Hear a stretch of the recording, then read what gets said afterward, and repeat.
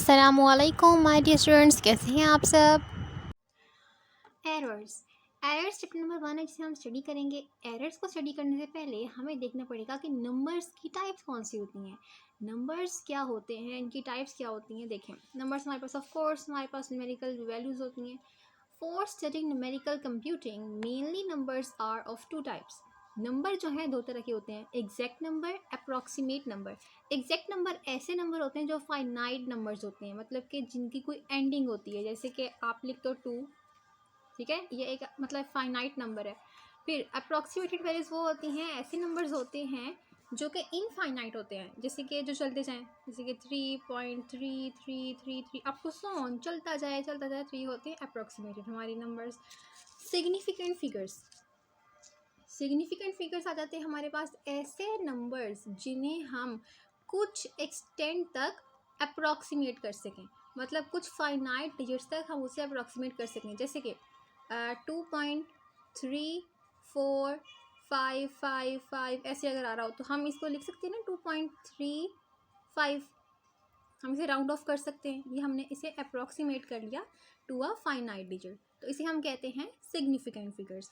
अब errors, numerical computing में जो एरर्स हैं उसमें से मोस्ट इंपॉर्टेंट ये 3 हैं, लेकिन हम सबको ही स्टडी कर लेंगे।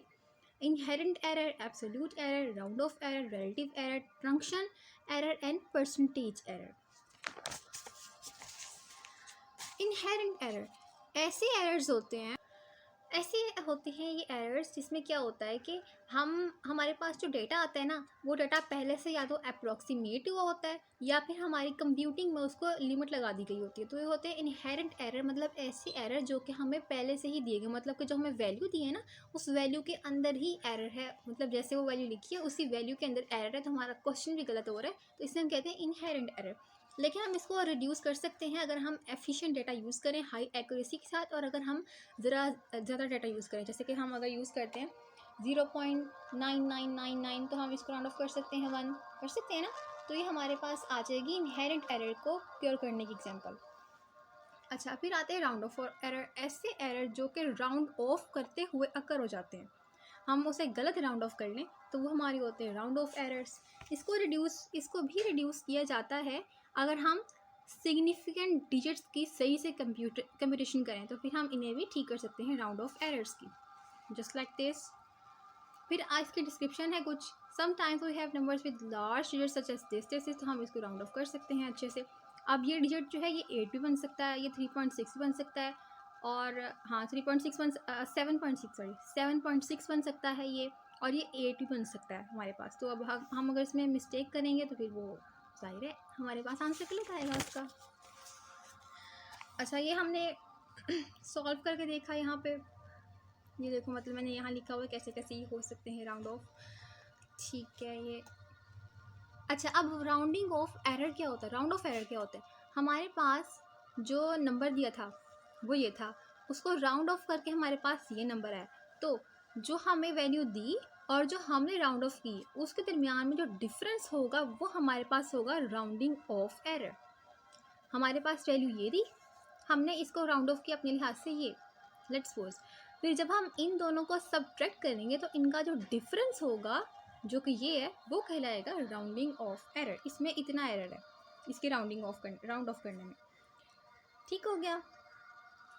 If will take mode of this, मतलब अगर हम इसी का ये जो हमने गिवन वैल्यू में से राउंडिंग ऑफ वैल्यू को सब्ट्रैक्ट किया, इसका जो आंसर आया अगर हम इसी का मोड ले लेंगे तो ये बन जाएगा एब्सोल्यूट एरर। से हम आगे पढ़ेंगे ट्रंक्शन एरर होता है जिसमें जैसे कि हमारे पास मैक्लॉरिन सीरीज आती है, टेलर सीरीज आती है, तो इन सीरीज़ को यूज़ करते हुए जब हमारे पास कोई एरर आ जाता है, यानी कि हम जब सेम जैसे कि हमारे पास इनहेरेंट एरर में होता है कि हमारे पास जो फार्मूला है, हमने फार्मूला ही अगर अपना छोटा यूज़ कर लिया है, हम उसको ही अगर मतलब सही से डिराइव नहीं किया जितना हमें डिराइव करना चाहिए था, तो उसमें भी हमारे पास आ जाएगा ट्रंक्शन एरर।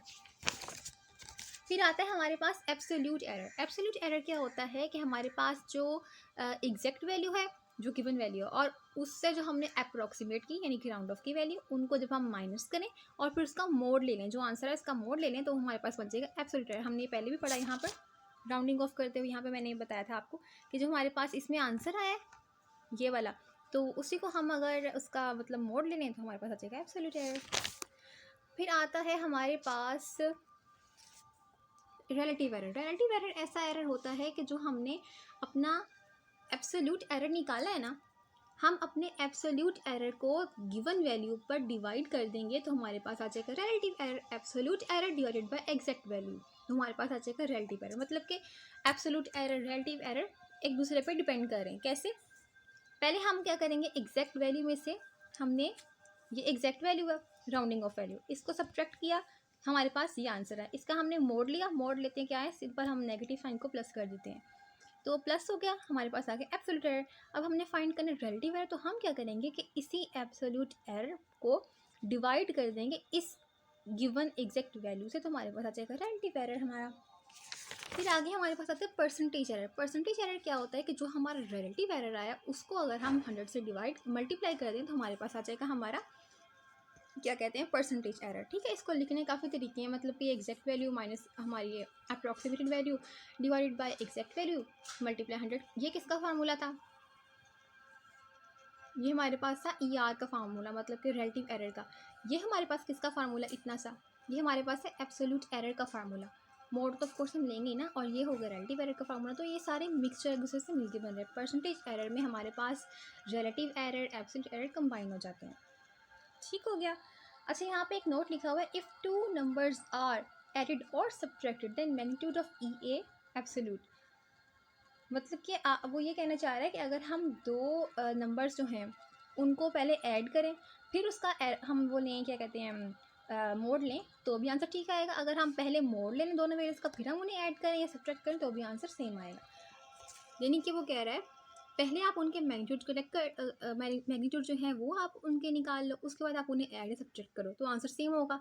या फिर आप उनको पहले ऐड या सब्ट्रैक्ट कर लो, उसके बाद आप उसका ले लो मोड, मैग्नीट्यूड उसका फाइंड कर लो, तो भी आंसर हमारे पास सेम आएगा।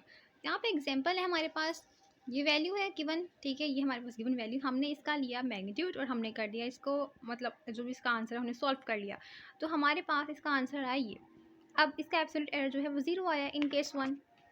केस 2 में हम क्या करते हैं कि हम हाँ, अब केस 2 में क्या करते हैं कि हम इन दोनों वैल्यूज़ को पहले ऐड करते हैं, इनका जो आंसर है उसका हम लेते हैं मैग्नीट्यूड फाइंड करते हैं, तो हमारे पास ये आंसर है। फिर हमने उसका फाइंड किया एब्सोल्यूट एरर, तो फिर भी हमारे पास आंसर जो है वो 0 आया, सेम आया। दोनों केसेस में हमारे पास आंसर जो है सेम आया। प्रूफ हो गया कि केस 1 और केस 2 में वो जो हमारे पास रिजल्ट है वो सेम आता है। फिर आता है प्रिसीजन। प्रिसीजन क्या होता है कि मतलब कि ऐसे नंबर ऑफ डिजिट्स जिसमें अपने आंसर को हम एक्सप्रेस करते हैं। जैसे कि अगर मैं आप कह दूं कि मेरे पास एक क्वेश्चन है, उस क्वेश्चन को सॉल्व करो, उसका आंसर जो है मुझे अप टू 4 डेसिमल प्लेसेस तक चाहिए, अप टू 4 डेसिमल प्लेसेस तक चाहिए, तो मैंने ये इसकी प्रिसीजन बता दी कि इतने प्रिसीजन में मुझे आंसर चाहिए। जो आंसर है वो 4 डेसिमल प्लेसेस तक होगा, तो वो मतलब उसकी प्रिसीजन होगी कि इतने नंबर ऑफ डिजिट्स में हमने इसको जो है वो सॉल्व किया। फिर आता है एक्यूरेसी। एक्यूरेसी क्या होती है कि कितने नंबर ऑफ डिजिट्स पर हमारा आंसर जो है वो करेक्ट है, मतलब कि हमारा जो आंसर निकला है वो कितने नंबर ऑफ डिजिट्स तक करेक्ट है, ये हमारे पास आ जाती है accuracy. To a given number of decimal places, to a given number of significant figures, दोनों तरीक़ों से हम इसको देख सकते हैं।